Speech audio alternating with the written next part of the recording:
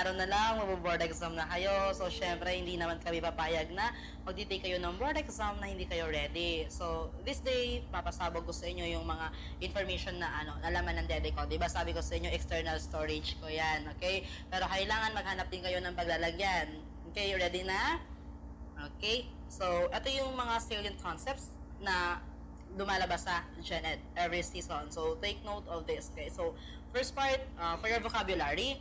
Okay, so, actually, few months ago ko lang siya na-discover. Di ba mayroong games na sa inyong application, sa Merriam-Webster, laruin niyo yung mga games na yon. Yung build your vocabulary. O, wag na yung true or false and name that thing, ha. Yung lang, build your vocabulary. So, yung mga words na nandoon, doon lang nila kinukuha yung mga lumalabas sa board exam. So, make it a habit na everyday, you play that application at least 15 minutes or 30 minutes. At the same time, you are learning and then you are having fun. So, hindi nyo mapapansin, nagre-review na kayo. Okay, so, ito yung mga usual words na lumalabas sa board exam. So, we have the word rancor, carnal, candor, transmuted, mundane, apocalyptic, emulating, profanity, loquacious, voracious, volition, aplomb, penchant, pulchritude, and a lot more. Basta, laruin nyo lang yung mga games na nandoon, okay? And then, we have your Philippine literature. So, ito yung mga tao that you should be familiar with. Okay, so we have Kama Poet, that is Jose Garcia Villa. Okay, pero pa ang tanong sa inyo, who is the first national artist for literature awarded in 1973? So, ito lang natandaan nyo. First national artist, 1973. The same answer, Jose Garcia Villa. Okay, paano naman pa ang tanong? There is a Spanish influence. Okay, last season, Spanish ang tanong nila. Nung sumunod, Hispanic. The same answer, Nick Joaquin. Okay, Spanish, Hispanic, Nick Joaquin. And then, paano pa ang question naman is American culture, okay? A migrant Filipino writer wherein the Filipinos concept of American culture is depicted in most of his writings. So, pag American, that is Bienvenido Santos. Okay? American Bienvenido Santos. Another one, kapag tinanong sa inyo, who is famous for the love sonnets that she wrote? Pag love sonnet, that is Ofelia Di Malanta. Okay? Love sonnet, Ofelia Di Malanta. Okay, another one. Pag tinanong sa inyo, who is the father of Ilocano literature? That is Pedro Bucaneg. Siya yung nagsulat ng Bayag ni Lamang. Biag ni Lamang. Okay, that is by Pedro Bucaneg. Okay, Ilocano literature. Nakuha guys? So sila yung mga tao na lumalabas sa inyong Philippine literature. Paano naman pag world literature? So these are the persons, these are the writings that you should be familiar with. Okay, sino ang greatest sonnet writer? William Shakespeare, greatest sonnet writer. William Shakespeare, okay? Greatest English writer, greatest sonnet writer, William Shakespeare. Tandaan nyo lang, pag ang tanong sa inyo, greatest, the answer is William Shakespeare. Who is known as the Bard of Avon, okay? Bard of Avon, that is still William Shakespeare. So, tatlo yung title ni Bakla. Siya yung greatest sonnet writer, greatest English writer, and the Bard of Avon. Nakuha, guys? Ano naman ba tinanong sa inyo? Who is the father of English literature? Geoffrey Chaucer. So, he is famous for his writing, Canterbury Tales. Okay? Geoffrey Chaucer. Paano pag tinanong naman, sino ang morning star of English literature? The same answer, Geoffrey Chaucer. Okay? Father, morning star of English literature, Geoffrey Chaucer. Who is the father of horror stories? Edgar Allan Poe. Pero paano pag walang horror stories? You answer, detective stories. Okay, that is still Edgar Allan Poe. Horror stories, detective stories, Edgar Allan Poe. Nakuha guys? Okay, next one. Paano pag tinanong sa inyo, sino daw yung foremost French short story writer? O pag French, that is Guy de Maupassant. Siya yung author ng The Necklace. Okay, tandaan nyo na lang, French Maupassant. Okay, French Maupassant. Another one. Pag tinanong naman sa inyo, sino daw yung greatest orator of the world? That is Cicero. C-I-C-E-R-O. Okay, greatest orator of the world, Cicero. Pag tinanong naman sa inyo, he is recognized for his vivid description. Keyword nyo doon is vivid description. That is Homer. Okay, vivid description. That is Homer.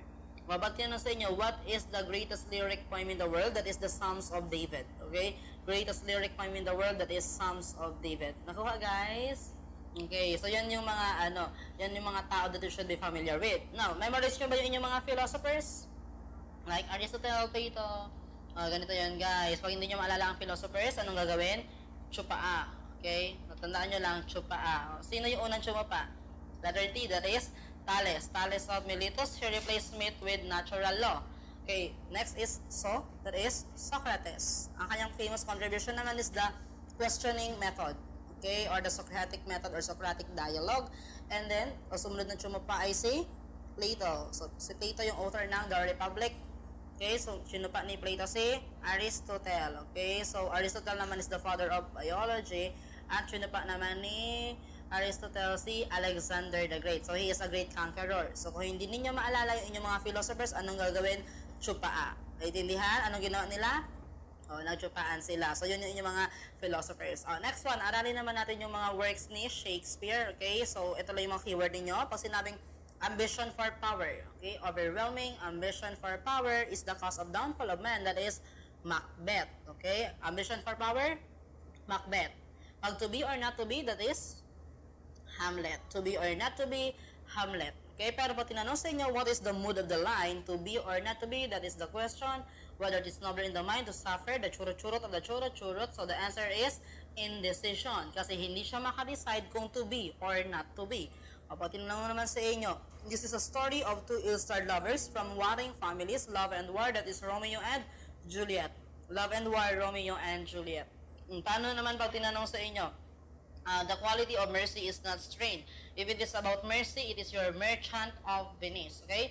Mercy, merchant of Venice. Pero pag tinanong, what is the main thought of merchant of Venice? Isasagot nyo doon, mercy is spontaneous and freely given. Okay? Mercy is spontaneous and freely given. Kasi kinumpare niya yung mercy sa rain. So the rain is spontaneous, it is naturally occurring, and then it is freely given. Okay? Nakuha, guys? Pag tinanong naman kayo, what is the general theme of Rubaiyat? Written by Omar Khayyam, Rubaiyat. Okay? Hanapin nyo lang doon yung word na pleasure. Ang kanyang mga thoughts ay carpe diem, seize the day, live life to the fullest, grasp pleasure while you can, eat, drink, and be merry, for tomorrow you will die. So, hanapin nyo lang doon, pleasure. Nakuha, guys? What is the longest epic of India? Longest, mahaba, that is Mahabharata. Okay? Longest, mahaba, Mahabharata. But what is the medieval German epic? Basta German, pag hindi mo pronounce German na yan, okay? Ni yung lied. Okay? Basta tandaan nyo lang, nagsisimula sa ni, nagtatapos sa lied. Okay? That is your Nebelongen lied. Basta pag hindi nyo maalala, nagsisimula sa ni, nagtatapos sa lied, ni yung lied. Bahala na kayo kung ano nasa gitna. Naintindihan? Okay, next one. What is the collection of Indian sacred hymns? So, pag sinabi natin sacred hymns, that is Rig Veda. Collection of Indian sacred hymns, Rig Veda. But careful, baka mamaya nakalagay doon collection of Indian sacred texts. Pag collection naman ng Indian sacred text, that is Upanishad. Okay? Upanishad. Nakuha, guys? Okay. Sino si Samuel Longhorn Clemens? He is Mark Twain. Okay. Now, aralin naman natin yung mga types of poetry. Okay. So, for example, pag sinabi natin with meter, no rhyme. With meter, no rhyme. That is blank verse. Okay? Pag without meter, without rhyme, that is free verse. Ulitin natin. Pag with meter, no rhyme, blank verse. Without meter, without rhyme, free verse. A narrative poem intended to be sung is ballad. Pag may word na narrative, that is ballad. A poem intended to be sung is lyric. Okay? Narrative poem intended to be sung, ballad. A poem intended to be sung is lyric. Okay? Song for the dead, elegy. Song for the dead, elegy. Message for the dead, eulogy. Okay? Pagka song, elegy. Pag message, eulogy. Pag tinanong sa inyo, it is a lengthy poem about a heroic figure. So, keyword nyo lang doon, heroic, heroic. That is epic. Okay? Heroic, epic. Pero pag ang tanong, it is a lengthy poem about life in rural areas. Okay? Pag life in rural areas, that is your pastoral. Rural, pastoral. Heroic, epic, rural, pastoral. Nakuha, guys? Okay, next one. It is a poem composed of 14 lines. Pag 14, that is sonnet. Okay? 14 lines, sonnet. Pero paano pag 5 lines lang? Pag 5 lines, that is tanka. Tanka. It is a Japanese poem composed of 5 lines, tanka. Pero pag 3 lines, haiku. Okay? 5 lines, tanka. 3 lines, haiku. is composed of 31 syllables. 31 syllables is tanka. 17 syllables, haiku. Okay? Pattern is 575. 575, haiku. 57577, tanka. 575, haiku. 57577, tanka. Nature as the topic, haiku. Love and nature as the topic, tanka. Nature as the topic, haiku. Love and nature as the topic, tanka. Okay, sige, practice natin. Ano ang narrative poem intended to be sung? If it is a poem intended to be sung. With meter, no rhyme? Without meter, without rhyme. What is the song for the dead? What is the message for the dead? A heroic figure. Rural areas. Nature as the topic. Love and nature as the topic. 3 lines. 5 lines, 17 syllables, 31 syllables, 575, 57577, 14 lines. Sonnet. Who is the greatest sonnet writer? William Shakespeare. Pero pag love sonnet, Ophelia Di Malanta. Nakuha, guys? Okay, so that is your poetry. Okay, next one, we have your grammar and correct usage. Mag-ano lang tayo, drill lang tayo regarding your in, on, and at. So, ganito lang yun, guys. Tandaan nyo lang, yung in, ginagamit if you are talking about something very general, okay? But if you are talking about something specific, you use on. But if you are talking about something very specific, you use at. Okay, anong gagamitin pag very general? In. Okay, pag specific, on. Pero pag very specific, at. Naintindihan? Practice tayo. When I say Philippines, in, kasi malawak yung Philippines. When I say Manila, in Manila, kasi malawak yung Manila. But when I say Ipil Street, you use on, okay? Kasi pagka name of streets, boulevards, avenues, and roads, you use on. But if I say 533 Ipil Street, that's the time you are going to use at, okay? Because that is an exact location, an exact address, a specific address. Naintindihan? Okay, now let's talk about time. When I say 21st century, you use in. When I say 2017, you use in. When I say January, you use in.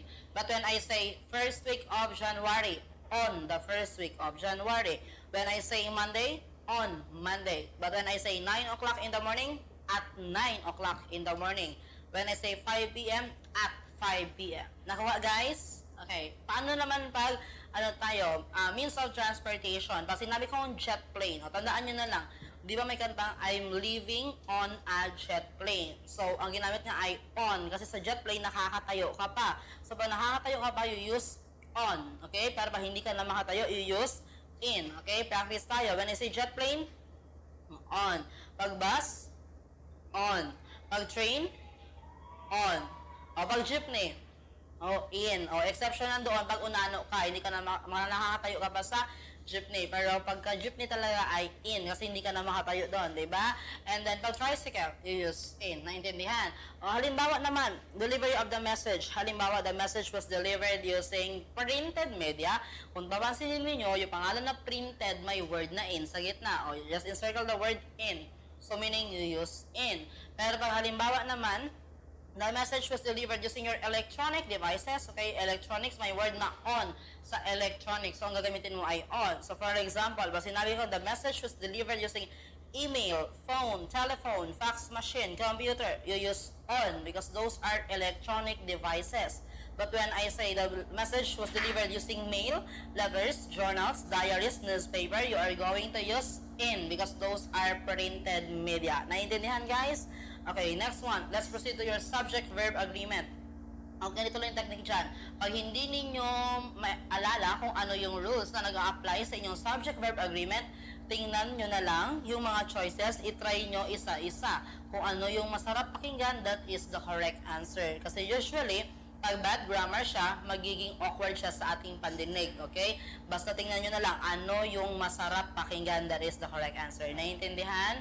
Okay, next one. Let's proceed to your reading techniques. Are you familiar with the scanning and skimming?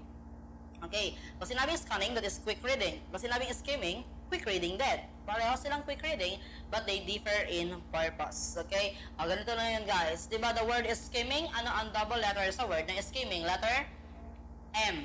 Okay, and M is your main idea. Okay, so if you are looking for the main idea, you are going to use is skimming. Dahil ang double letter sa skimming ay letter M. At ang M ay main, idea. But, if yung gagamitin naman natin ay scanning. Ano ang double letter sa word na scanning? Letter N. That is information. So, kung kaya ka nag-quick reading, to look for specific information, ang tawag dyan ay scanning. Okay? Scanning. Dahil ang double letter sa scanning ay letter N. At ang N ay information. Ano naman yung previewing? Yung previewing, yan yung ginagamit mo pag bumibili ka ng pocketbook, okay? Di ba, binabasa mo muna yun sa likod, tapos you flip the pages, tingnan mo kung may bed scene. Pag wala isa uli mo, kasi boring yan. Ganun bumili ng pocketbook. Ang tawag doon ay previewing. You are getting an overview of what is the story all about. So, those are some of our reading techniques, okay? Figures of speech naman tayo. Pag sinabi natin, direct comparison without the use of like or as, okay? That is metaphor, direct. For example, the sun was a ball of fire over the mountain. Pero pag sinabi natin indirect comparison with the use of like or as, that is your simile. Just like the sun was like a ball of fire over the mountain. So ano nga yung giving human attribute to inanimate objects? Okay, personification. Ano naman yung exaggeration? That is hyperbole. Ano naman yung calling to someone as if it is existing but actually it's not? That is your apostrophe. Ano naman yung what is actually stated is the opposite of what you actually meant? That is your irony. So, sarcasm yon. At ano naman yung delivering a word with a negative connotation in a positive way for it not to be offensive? That is your euphemism.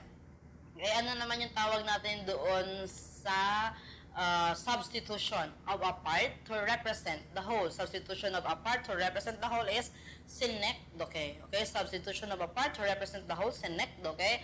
Pero pag hindi siya actual part, pero pwede mo siyang i-associate, ang tawag doon ay metonymy. Association of a part to represent a whole, that is metonymy.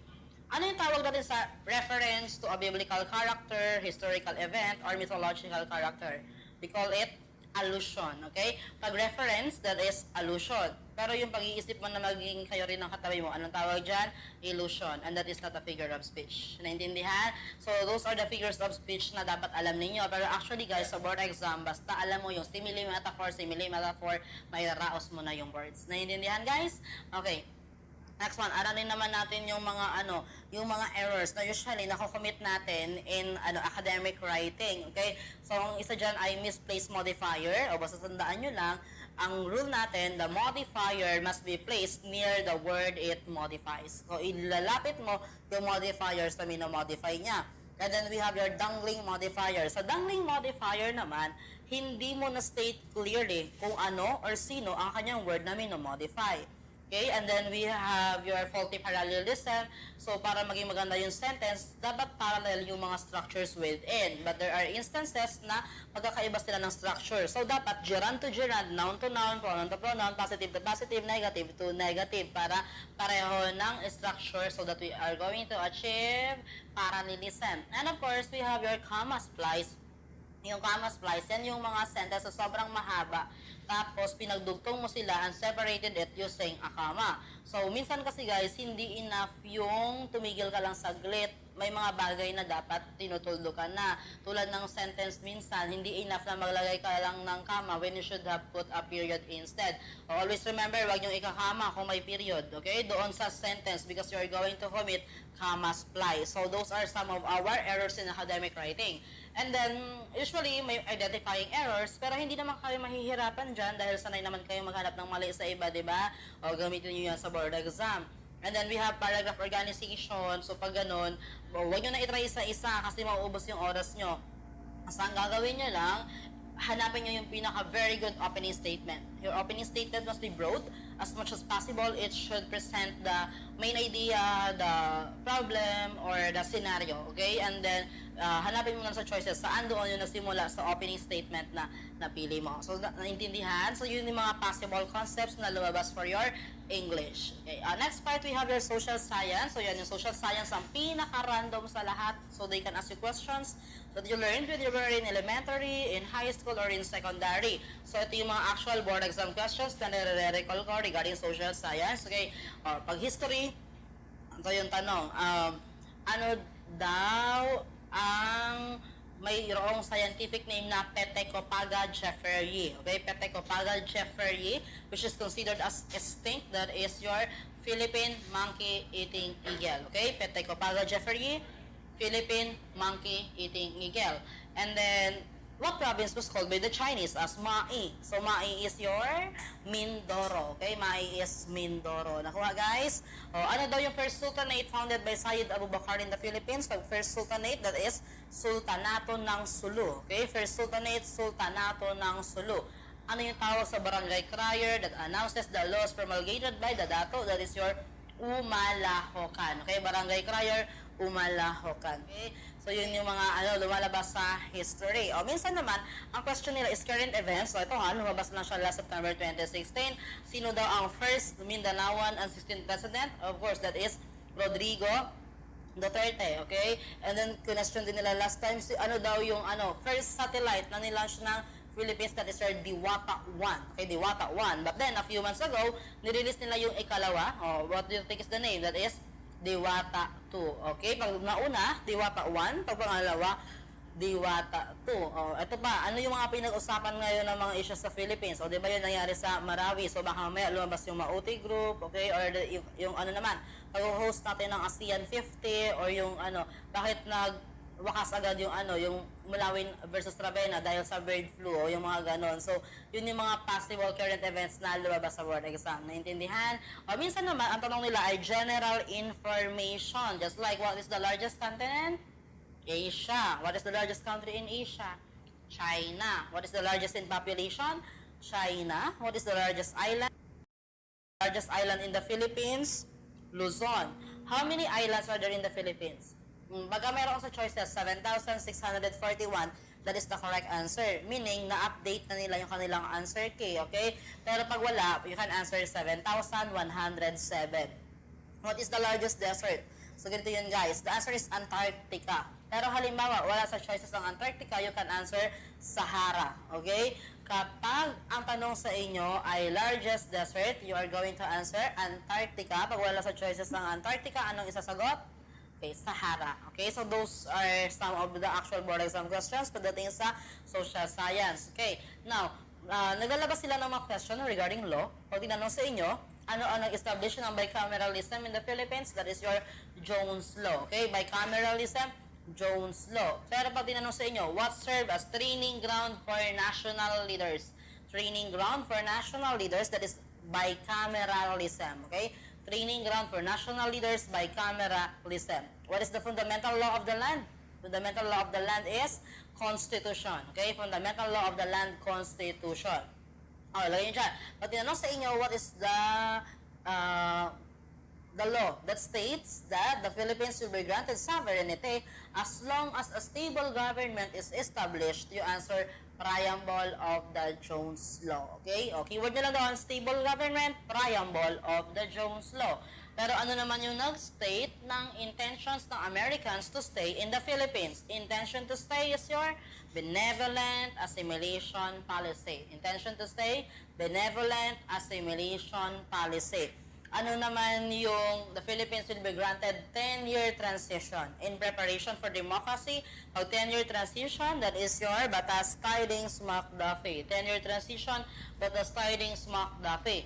Ano ang nag-establish ng civil government in the Philippines? Civil government, rather say, that is your Cooper Act. Okay, civil government, Cooper Act. Because during the American regime, nagkaroon tayo ng 3 forms of government. We have your military muna, tapos naging civil, tapos naging Commonwealth. Military, civil, and then naging Commonwealth. Okay? So, yun yung mga law na lumalabas usually sa board exam. O, aralin natin yung mga branches of the government. What are the 3 branches of the government? We have your executive, legislative, and judiciary. Okay? So, the lawmaking body, tagagawa ng batas, is legislative. The implementing body is your executive. Implement, execute. Executive.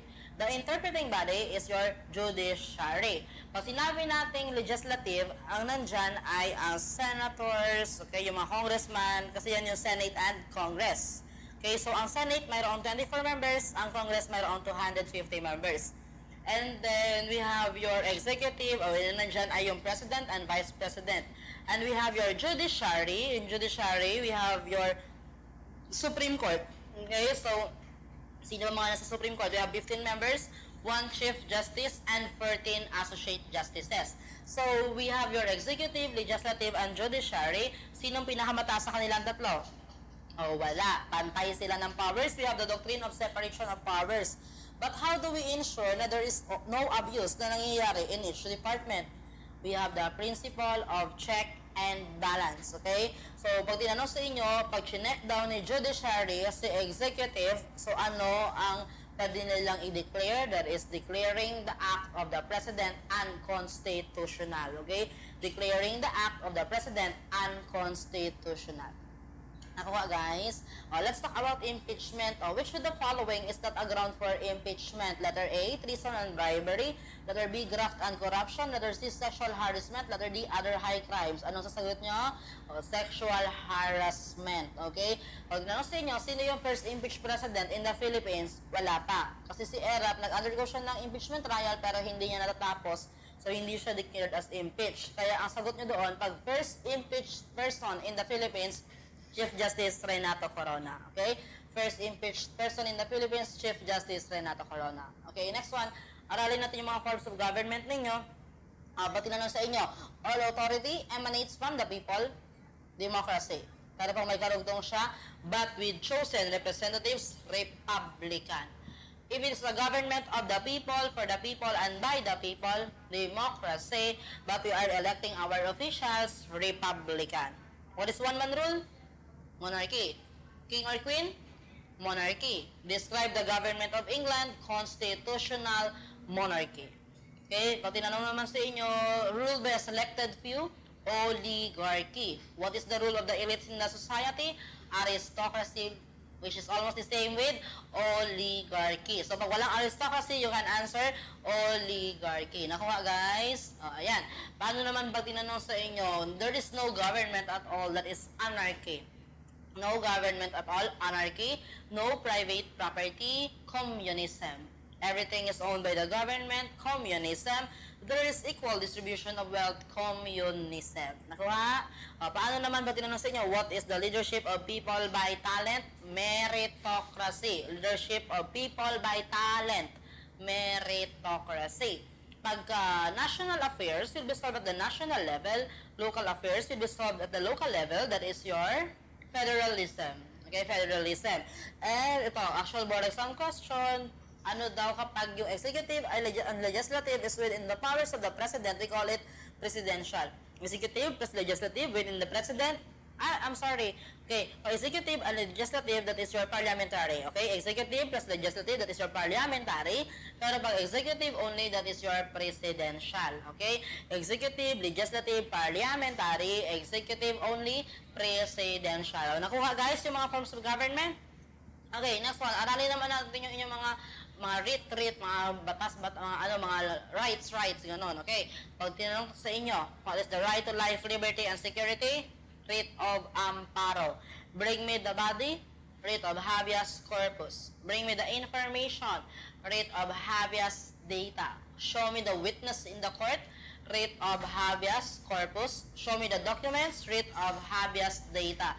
Basta tandaan nyo na lang guys, pag ang hinihingi sa inyo ay body, that is corpus. Pero pag ang hinihingi sa inyo ay information, that is data. Naintindihan? So what is the right to a balanced and healthful ecology? That is your writ of kalikasan. Okay, balanced and healthful ecology, writ of kalikasan. What is your right to enjoy life? Okay, civil rights. Okay, your right to enjoy life, civil rights. What is your right to participate in governance, including the right to vote and the right to seek public office? That is your political rights. So, tandaan nyo guys, pag mayroong participation in governance, that is your political rights. Okay? What is the right to vote? Suffrage. What is the right to seek public office? Suffrage, then hinati ko lang ang kanyang definition. Suffrage is the right to vote and the right to seek public office. Okay? So, pag right to vote, suffrage. Pag right to seek public office, suffrage. But what is given the right to vote? That is franchise. Okay? Given the right to vote, franchise. What is the removal of the right to vote? Disenfranchise. Okay? Given the right to vote, franchise, the removal of the right to vote, disenfranchised. But if you are thrown to another country or away from home, ang tawag dyan ay exiled. Okay? Thrown to another country or away from home, that is exiled. Pero pag you are sentenced to death, that is execution. Execution. Okay? Naintindihan, guys? Okay, ulitin natin. What is the right to life, liberty, security? Amparo. Bring me the body. Corpus. Bring me the information. Data. Show me the witness. Corpus. Show me the documents. Data. Right to a balanced and healthful ecology. That is your writ of kalikasan. What is the right to enjoy life? Civil rights. Okay, right to enjoy life. Civil rights. Participation in governance. Political rights. What is your right to vote? Suffrage. What is your right to seek public office? Suffrage. What is given the right to vote? Franchised. What is removal of the right to vote? Disenfranchised. If you are thrown to another country, exiled. But if you are sentenced to death, executed. Naintindihan? Okay, next one. Aralin naman natin yung mga convention. So kapag sinabi natin territories of the sea, that is your UNCLOS. United Nations Convention on the Law of the Sea. Pero pag nakita ninyo ang Geneva Convention, that is about soldiers, that is vindication of soldiers who became incapable of fighting. Ano naman kapag nakita nyo doon ay Kyoto Protocol. Si Kyoto Protocol is about mitigating the consequences of global warming. So in short, that is about environment. Because Kyoto Protocol, binuo siya during the Rio de Janeiro Convention na mayroong dalawang advocacy. So yung advocacy ng Rio de Janeiro Convention is environmental protection and sustainable development. Kaya pag tinanong kayo, the Kyoto Protocol advocates blank, you answer environmental protection. Naintindihan? Okay, who were the first missionaries to arrive in the Philippines? Agustinians, and it was followed by Franciscans, followed by Jesuits, followed by Dominicans, followed by Recollects, and Benevolents. Okay? Basta guys, hayaan nyo na yun, ang mahalaga na una, Agustinians. Okay? Matinanong naman, who were the first aboriginal settlers in the Philippines? Aboriginal settlers, that is your Negritos, followed by Indones, followed by Malays. Okay? Negritos, Indones, and Malays. Who were the first teacher of Filipinos? First teacher, that is your American